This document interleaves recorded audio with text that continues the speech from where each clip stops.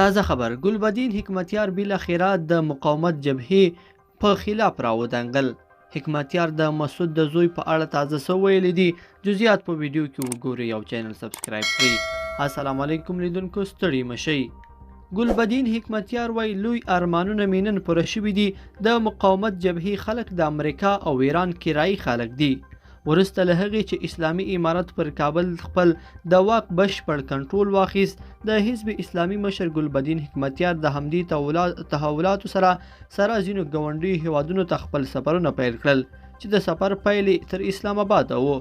حکمتیار د خپل سفر په ترڅ کې د پاکستان ځینو لوړپوړو چارواکو او دیني عالمانو سره لیدنې وکړي چې حکمتیار د دې لیدنو موخه یوازې د سیمه ییز افغانستان درلودل یاد کړي دي.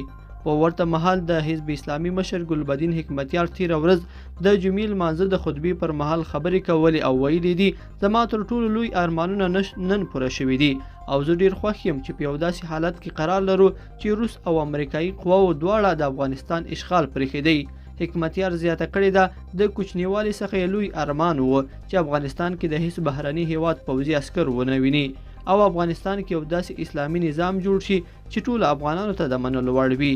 یاد دې وي چې حکمتیار تیره ورځ 83 کلن شو او ورته ځینو سیاسي او ملګرو ګوندونو هغه ته د نوي کلیزې مبارکي ورکړې ده او ترې هیله کړې چې خپل اسلامي مبارزه جدي وساتي.